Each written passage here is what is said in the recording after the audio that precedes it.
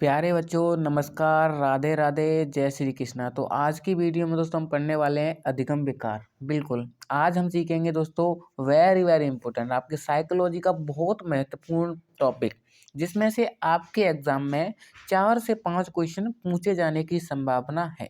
क्योंकि 2 क्वेश्चन तो आपके साइकोलॉजी में आ जाएंगे इसमें से, और 2 क्वेश्चन आपकी जो भाषा दे रखी है उनकी शिक्षण विधियों में आने वाले हैं। अगर आपने पूरा सिलेबस अगर कंट्रोल में लिया होगा तो आपने इन शब्दों के बारे में ज़रूर सुना होगा। बिल्कुल बिल्कुल दोस्तों, आपने डिसलेक्सिया, डिस्ग्राफिया, डिस्कैल्कुलिया इन शब्दों के बारे में ज़रूर सुना होगा। आज दोस्तों हम थोड़ा सा इनका रिवीजन करेंगे और फिर इसके महत्वपूर्ण प्रश्न जो अब तक पूछे गए प्रश्न हैं उनको देखेंगे। ठीक है, तो बने रहिए लास्ट तक। बिल्कुल जो भी चैनल पर नए हैं, जिन्होंने चैनल सब्सक्राइब नहीं किया है तो चैनल को सब्सक्राइब कर लीजिएगा। अगर वीडियो अच्छे लगे तो वीडियो को लाइक शेयर करना ना भूलें। और दोस्तों बता दूं, अगर जिन्होंने टेलीग्राम चैनल ज्वाइन नहीं किया है तो टेलीग्राम चैनल ज्वाइन कर लेना, लिंक डिस्क्रिप्शन में दे रखी है। ठीक है, बिल्कुल। अब बात कर लेते हैं दोस्तों जो अधिगम विकार है, विकार नहीं जिसमें सॉरी दोस्तों, विकार गलती से लिख गया है, अधिगम विकार। बिल्कुल, अधिगम विकार होता क्या है? बिल्कुल, अधिगम विकार शब्द का सबसे पहले प्रयोग 1963 में सैमुअल क्रिक के द्वारा दिया गया था। इम्पोर्टेंट रहने वाला है दोस्तों, आज तक ये परिभाषा पूछी नहीं गई है, लेकिन क्या पता आपके एग्जाम में पूछी जाए। ठीक है, तो अधिगम विकार का सबसे पहले प्रयोग 1963 में सैमुअल क्रिक द्वारा किया गया था। ठीक है, समान आय के व्यक्तियों में ज्ञान व कौशल सीखने में कठिनाइयों को अधिगम विकार के नाम से जाना जाता है। जैसे कि आपके एज का कोई बालक है, आप रीट की तैयारी कर रहे हो, लेकिन वो अभी बीएसटीसी कर रहा है, तो उसके अंदर कुछ ना कुछ अधिगम ऐसे विकार होंगे, या तो उसे अच्छे से समझ में नहीं आता होगा, या फिर उसका आईक्यू लेवल थोड़ा कम होगा, इस वजह से आपसे वो पिछड़ गया है। कुछ विकारों के कारण अपनी एज के, सेम एज के बालक का पीछा रह जाना क्या कहलाता है? अधिगम विकार कहलाता है। बिल्कुल, सीखने में जो कठोर या अयोग्य जो मतलब सीखने में जो बाधाएं बनती हैं उनको विकार कहा जाता है। ठीक है, बिल्कुल। सबसे पहले हम रिवीजन कर लेते हैं कुछ शब्दों के बारे में। यही शब्द आपके क्वेश्चनों में पूछे जाने वाले हैं, तो आपके लिए इंपॉर्टेंट रहने वाले हैं, आप इनको याद कर लेना। ठीक है, अधिगम विकार के प्रकार। ठीक है, आपके अधिगम विकार के कौन कौन से प्रकार हैं बिल्कुल देखने वाले हैं। फर्स्ट आता है डिसलेक्सिया। डिसलेक्सिया दोस्तों पठन अक्षमता है। ठीक है, डिसलेक्सिया इसे याद कर सकते हैं एल से लर्निंग। क्या डिसलेक्सिया में एल आ रहा है, एल आ रहा है, तो एल से क्या होता है? लर्निंग, यानी सीखने में या पढ़ने में अक्षमता होती है, उसे डिसलेक्सिया कहते हैं। या दूसरा वेब आपका डिसग्राफिया, ग्राफ आ रहा है इसमें, ग्राफ लिखते किस पर है? ग्राफ पे लिखते हैं। ठीक है, तो लेखन अक्षमता क्या हो जाएगी? डिसग्राफिया हो जाएगी। डिसकैलकुलिया, डिसकैलकुलिया दोस्तों गणितीय अक्षमता हो जाएगी, यानी कैलकुलेशन करने में अक्षमता होती है। तो कैलकुलिया से कैलकुलेशन है, आपको याद रखना है, कैलकुलेशन हमेशा गणित में की जाती है। ठीक है, तो आपको ऐसे याद हो जाएगा। डिस्पेक्सिया, डिस्पेक्सिया होती है दोस्तों गति समन्वय अक्षमता, यानी जिसमें शारीरिक गति होती है, जैसे दौड़ना, भागना या डांस करना, जिसमें शरीर का प्रयोग करते हैं, गति समन्वय अक्षमता होती है, तो उसको क्या कहते हैं? डिस्प्रेक्सिया। पी आ रहा है इसमें दोस्तों, तो समझ जाना आप, पी से फिजिकली। क्या दोस्तों? पी से फिजिकली, गति समन्वय अक्षमता।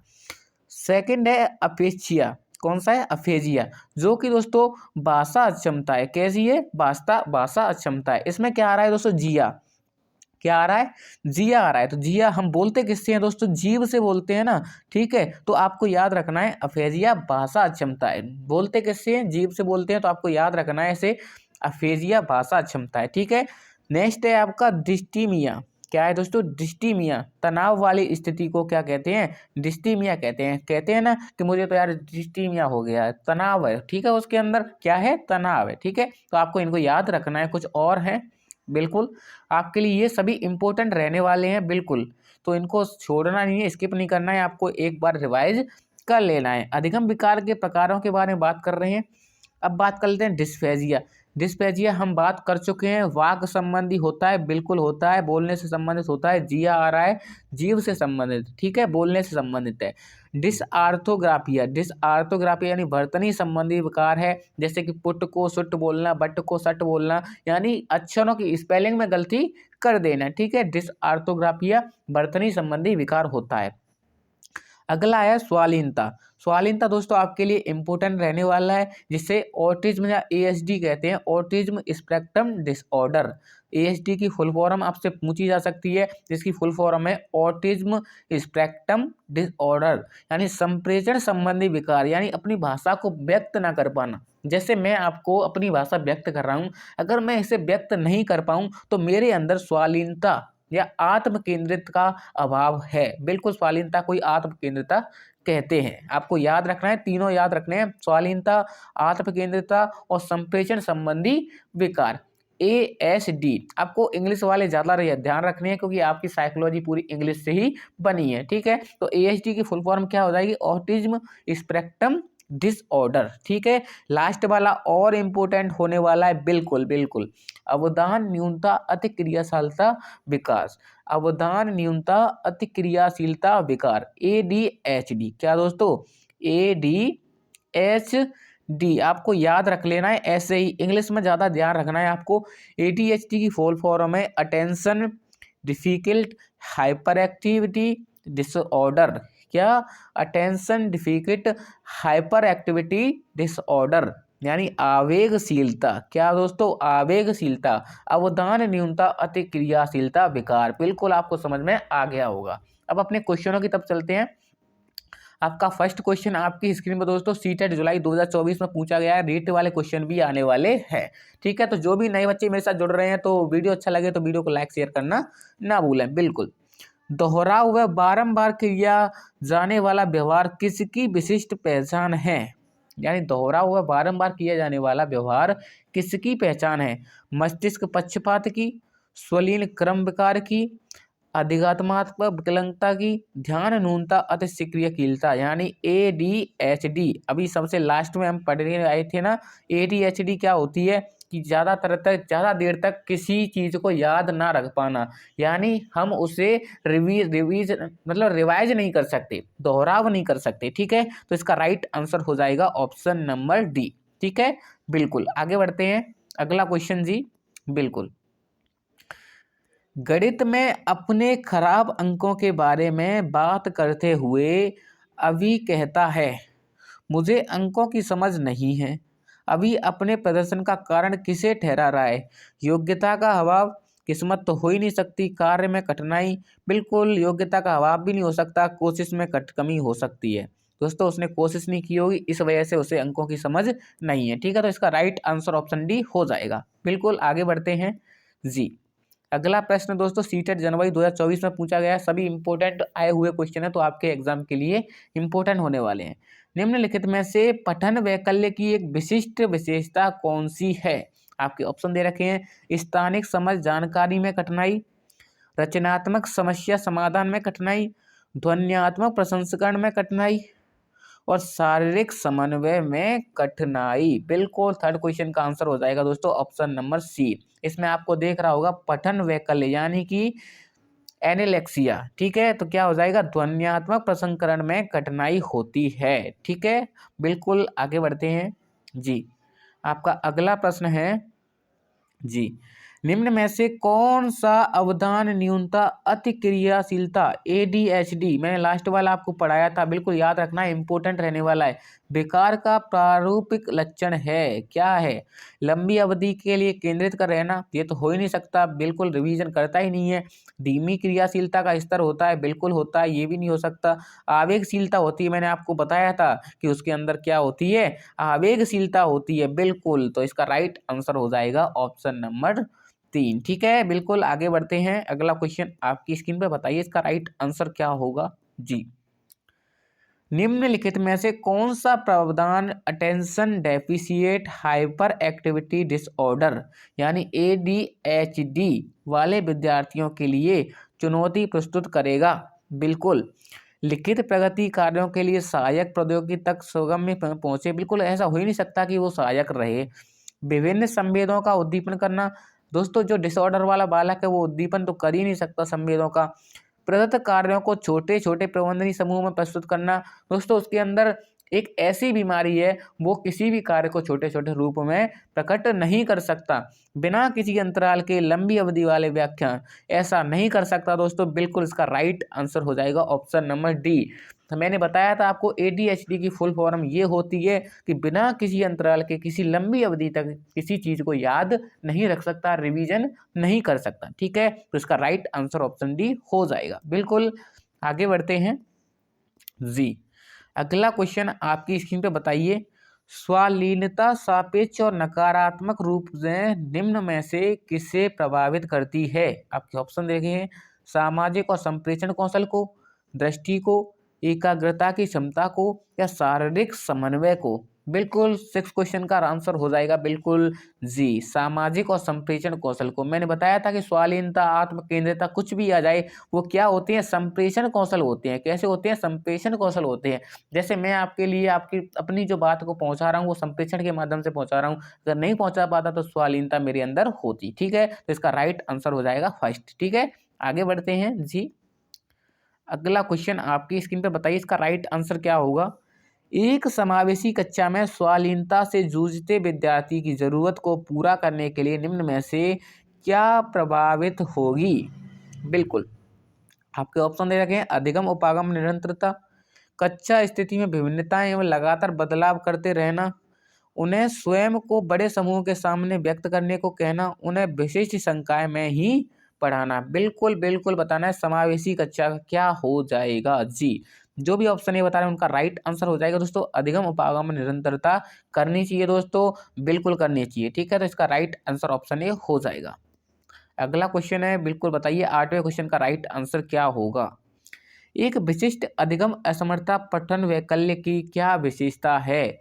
लेख के बोध में कठिनाई, चलने में कठिनाई, मौखिक संप्रेषण में कठिनाई, या खाने में कठिनाई। यानी अधिगम असमर्थता यानी पठन वैकल्य आपको बता दिया है, एनालेक्सिया क्या होता है, पठन वैकल्य यानी किस में होगी? बताइए बताइए बताइए, जल्दी बताइए क्या होगा इसका राइट आंसर? बिल्कुल लेख के बोध में कठिनाई। आप इस पे मन जाइए, लेख आ रहा है इसमें, इसमें ये आ रहा है ना बोध। बोध क्या होता है? वो तो सीखना होता है, ज्ञान होता है। ठीक है, तो लेख के ज्ञान में कठिनाई या लेख के बोध में कठिनाई। जब बच्चा लिख तो तभी सकता है ना जब उसके माइंड में कोई बोध होगा, जब कोई क्षमता होगी तभी तो लिख सकता है। तो बिल्कुल इसका राइट आंसर हो जाएगा बोध, ऑप्शन ए। अगला है जी, बिल्कुल, कक्षा में एक दृष्टिबाधिता से जूझते शिक्षार्थी को समावेशन को बढ़ावा देने के लिए एक अध्यापक को क्या करना चाहिए? बिल्कुल, जानकारी का मौखिक विवरण देना चाहिए, संप्रत्यक्ष के विवरण हेतु चार्ट देखना चाहिए, सांकेतिक भाषा का प्रयोग करना चाहिए, या उनकी तरफ बार बार देखना चाहिए। बिल्कुल 9वें क्वेश्चन का राइट आंसर क्या होगा? बिल्कुल, जो भी दोस्तों ऑप्शन ए बता रहे हैं उनका राइट आंसर हो जाएगा, जानकारी का मौखिक विवरण देना चाहिए। बिल्कुल बिल्कुल बिल्कुल जी। अगला क्वेश्चन है आपकी स्क्रीन पर दोस्तों, बताइए इसका राइट आंसर क्या होगा जी। स्वलीनता से जूझने वाले विद्यार्थी विशिष्ट क्षेत्रों में चुनौती महसूस करते हैं, फिर भी उनमें सामान्यतः किसका सामर्थ्य होता है? बारीक जानकारी पर ध्यान देना, प्रभावशील संप्रेषण का, संज्ञानात्मक नम्यता का, सामाजिक परिस्थितियों में को सटीक रूप से समझाने का। बिल्कुल बिल्कुल राइट आंसर हो जाएगा ऑप्शन ए, बारीक जानकारी पर ध्यान देने का। ठीक है, आगे बढ़ते हैं। आपका अगला प्रश्न है जी 11वां क्वेश्चन, आंसर बताइए क्या होगा इसका राइट आंसर जी। निम्न में से कौन सी विकलांगता मुख्य रूप से सामाजिक अंतःक्रियाओं संप्रेषण संप्रेषण आ गया, बताइए क्या होगा? बिल्कुल स्वालीनता। संप्रेषण के लिए क्या यूज करी जाएगी? स्वालीनता। अगर आपने अच्छे से समझा होगा पहले तो आप 1 सेकंड नहीं लगेगा आपको क्वेश्चन करने में जी। निम्न में से कौन सा गुण प्राय स्वालीनता ग्रहित विद्यार्थियों में देखा जाता है? कौन सा देखा जाता है? बिल्कुल बिल्कुल पुनरावृत्ति का, दोहराव, रिवीजन नहीं कर सकते। बिल्कुल बिल्कुल, जो भी ऑप्शन ये बता रहे हैं उनका राइट आंसर हो जाएगा। आपको छोटी छोटी चीजें हैं दोस्तों, इंपॉर्टेंट चीजें रहने वाली हैं आपके एग्जाम में आने वाले क्वेश्चन है।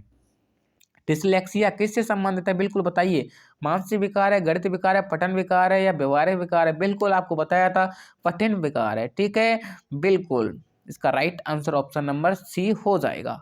अगला क्वेश्चन बताइए इसका राइट आंसर क्या होगा जी।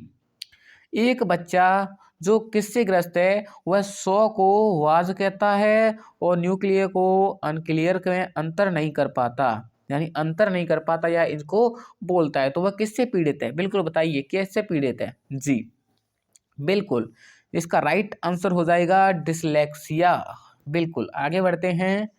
अगला प्रश्न है, शारीरिक रूप से सक्षम बच्चों को सामान्यतः होता है, क्या होता है? बिल्कुल बताइए क्या होगा? जी, शारीरिक रूप से सक्षम बच्चों को, जो बच्चा सक्षम ही है तो उससे कुछ भी नहीं हो सकता। ये क्वेश्चन भी मुझे गलत लग रहा है। इस क्वेश्चन में दोस्तों बोनस दिया गया था। क्या दिया गया था? बोनस दिया गया। तो आपको घबराने की जरूरत नहीं है, बिल्कुल ये आपका राइट आंसर होने वाला है। ठीक है, बिल्कुल। अगला क्वेश्चन है आपका, गतिक कौशलों में अधिगम निर्योग्यता क्या कहलाती है? डिस्फेजिया, डिस्प्रेक्सिया, डिस्कैल्कुलिया या डिसलेक्सिया? गतिक कौशलों में बिल्कुल बताइए, मैंने बताया था 16वें क्वेश्चन में क्या होगा। बिल्कुल डिस्प्रेक्सिया। प्रेक्स PRI, पी से फिजिकली यानी गतिक कौशल, दौड़ना, भागना, नाचना। बिल्कुल इसका राइट आंसर ऑप्शन बी हो जाएगा। बिल्कुल आगे बढ़ते हैं। बिल्कुल बताइए इसका राइट आंसर क्या होगा। भाषा अवबोधन से संबंधित विकार है, चलाघात, पठन वैकल्य, वाक संबंधित रोग या भाषाघात? बिल्कुल बताइए इसका राइट आंसर क्या होगा। तो चालाघात नहीं होगा, पठन वैकल्य भी नहीं होगा, वाक संबंधी भी नहीं होगा, लेकिन भाषा आघात, किसी भाषा का संप्रेषण नहीं कर सकते तो ये सबसे बड़ा विकार होगा। ठीक है, तो इसका राइट आंसर ऑप्शन डी हो जाएगा। बिल्कुल आगे बढ़ते हैं।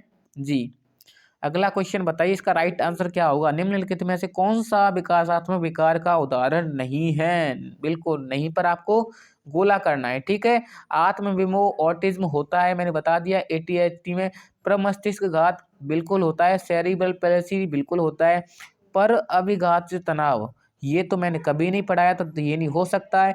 न्यून अवदान सक्रिय यानी ADHD जो डिसऑर्डर है वो हो सकता है। बिल्कुल, तो इसका राइट आंसर ऑप्शन सी हो जाएगा। आगे बढ़ते हैं। आपका अगला प्रश्न दोस्तों, जी 19वें क्वेश्चन का आंसर देने की कोशिश करें। शब्दों में अक्षरों के क्रम को पढ़ाने में कठिनाइयों का अनुभव करना होता है, अक्सर चाक्षुष स्मृति का हास्य किससे संबंधित है? Dyscalculia, dysgraphia, dyslexia, dyslexia? बिल्कुल बताइए क्या होगा इसका राइट आंसर। जी, इसका राइट आंसर हो जाएगा डिसलेक्सिया, यानी पढ़ने में कठिनाई आपको दिख रहा होगा सबसे ऊपर, पढ़ने में कठिनाई, आपको कुछ नहीं देखना है, पढ़ने में कठिनाई आ गया डिसलेक्सिया। ठीक है, आगे बढ़ते हैं। अगला क्वेश्चन बिल्कुल बताइए, विकृत लिखावट, क्या दोस्तों? विकृत लिखावट से संबंधित लिखने की योग्यता में कमी किसका एक लक्षण है? डिस्ग्राफिया का, डिस्प्रेक्सिया का, डिस्कैल्कुलिया का या डिसलेक्सिया का? लिखावट से संबंधी बिल्कुल क्या हो जाएगा? डिस्ग्राफिया। जी, इसका राइट आंसर क्या हो जाएगा? डिस्ग्राफिया। बिल्कुल आगे बढ़ते हैं। अगर आपने अच्छे से पढ़ा होगा तो आपका एक भी क्वेश्चन गलत नहीं हो रहा होगा। एक औसत बुद्धि वाला बच्चा यदि भाषा को पढ़ने में एवं समझने में कठिनाई प्रदर्शित करता है तो यह संकेत देता है कि बच्चा का लक्षण प्रदर्शित कर रहा है। किसका लक्षण प्रदर्शित करता है? बुद्धि वाला बच्चा यदि भाषा को पढ़ने में समझने में कठिनाई, पढ़ने में सच में कठिनाई हो रही है तो क्या? बिल्कुल पढ़ने में पठन अक्षमता। बिल्कुल राइट आंसर हो जाएगा ऑप्शन ए। ठीक है, ये सभी क्वेश्चन आए हुए हैं दोस्तों, बिल्कुल बिल्कुल इंपोर्टेंट रहने वाले हैं। डिस्ग्राफिया से प्रभावित बच्चों को मुख्य रूप से कठिनाई होती है, किस में होती है? सुनने में होती है, बोलने में होती है, पढ़ने में होती है, लिखने में होती है? बिल्कुल 22 का राइट आंसर हो जाएगा लिखने में। ग्राफ से मैंने बताया था किससे संबंधित है? लिखने से संबंधित। ठीक है, तो इसका राइट आंसर ऑप्शन डी हो जाएगा। आगे बढ़ते हैं। जी, तो आपके क्वेश्चन सभी खत्म हो चुके हैं। बिल्कुल बिल्कुल, तो आशा करता हूँ, उम्मीद करता हूँ आपके लिए वीडियो हेल्पफुल रहा होगा। अगर वीडियो अच्छा लगे तो वीडियो को लाइक कीजिए, और टेलीग्राम चैनल ज्वाइन नहीं किया है तो टेलीग्राम चैनल ज्वाइन कर लीजिए। बिल्कुल, राधे राधे। ठीक है।